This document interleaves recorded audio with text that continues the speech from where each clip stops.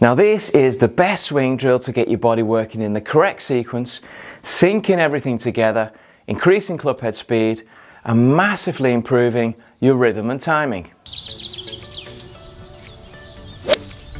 Now if you practice this for just 5 minutes a day for the next 25 years, you'll see massive gains. And obviously I'm joking with you, but you know, you're going to have to practice, otherwise it won't work. And don't just try it once and say, oh, well that didn't work. And if anybody tells you any different, they're not telling you the truth. The most important aspect of any powerful movement is that the force always precedes the motion. Without the force first, there's no power in the motion. Now the force is the weight transference and the motion is the hand and arm movement. Just like throwing a ball, the body weight transfers first and then the ball hand follows. Or playing tennis, the body weight transfers first, then the hand, arm and racket follow. Or karate, the body weight transfers first and the fist follows. You'll see how the hips and shoulders turn and move and respond to the weight transference and the hand and arm movement. As you move back to the target, the lower body starts first as the left foot is planted. The hips naturally slide and turn, making room for the motion, the hand and arm movement, which follows. And you never have to think about it. I mean, it's strange that, isn't it? Because in golf, we're told to think about it all the time.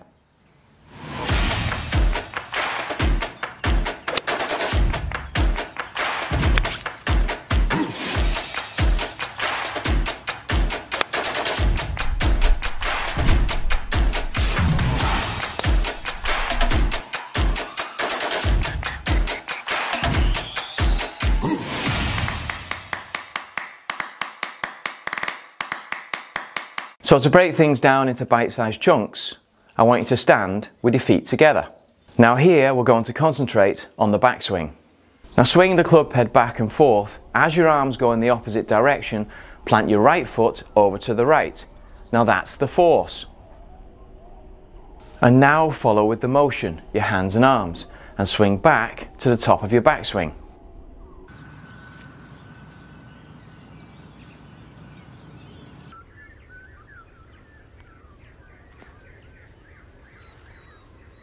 Now as you do this, you'll feel that the force first frees up the body to allow for the movement, and the motion naturally turns and pulls the body into position.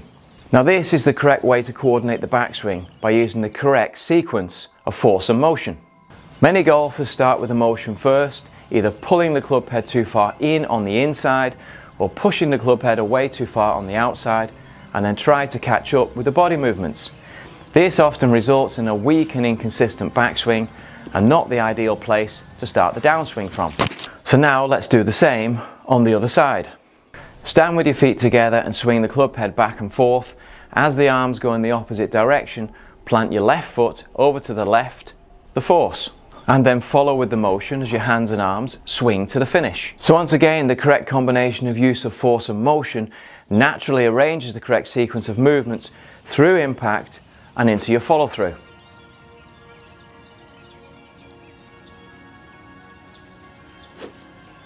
Now you feel how your body is free to turn and move, and how by using the force first that you start the downswing with your lower body, your legs, your hips,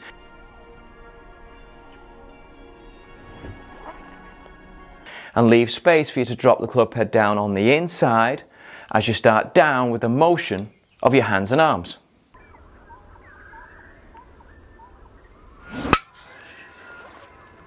Many golfers tend to start down with the hands and arm motion first, leading with their upper body, twisting their hips back behind them, and that's what causes an out-in downswing path. There's your slice, your pull hook, topped and heavy shots, and not to mention a shank. The other scenario is the golfer that also starts down with the motion of the hands and arms first, but tries to compensate by dropping down deep on the inside, which inevitably slides the hips across to the right. They get trapped at impact and flip the hands over for a big hook, heavy, topped, and two other many shots to mention. Now, it's the correct use of force and motion that organises the body movements naturally. Otherwise, the golf swing is a weak and artificial movement that doesn't perform. That's why trying to turn your hips and your downswing in isolation doesn't make sense, because there's no force first to back up the movement. It's an artificial movement that doesn't work, so stop doing it. Now, your body turns and moves naturally when you move it in the correct sequence. So how do we polish this whole movement up and take it to the next level?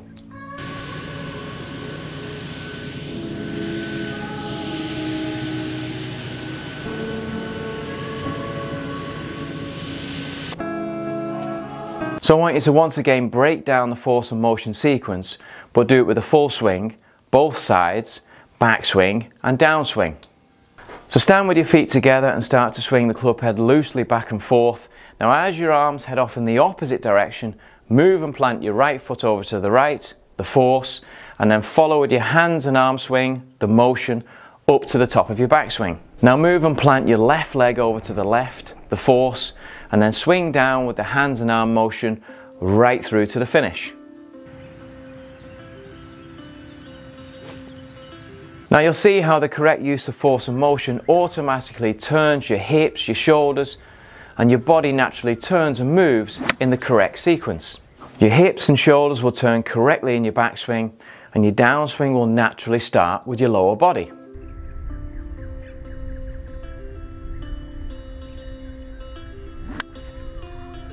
Now, if you practice this force and motion sequence just 5 minutes a day, 5 minutes a day,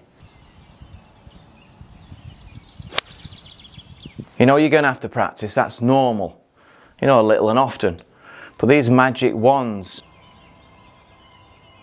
and the hula hoop brigade, I mean, come on, give me a break.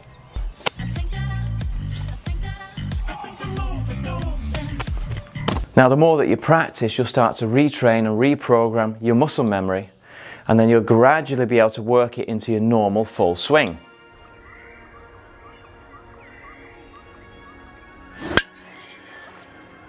Now, if you do this swing drill often enough, it practically eliminates every kind of swing fault that's out there.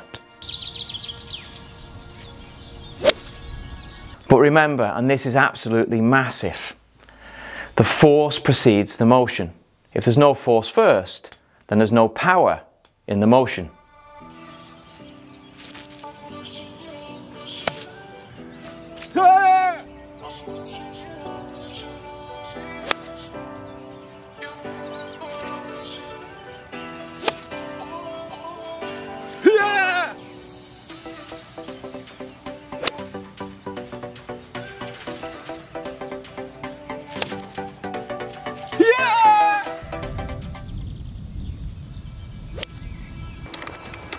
I can feel it somewhere inside, haunting like a drug I keep on wanting.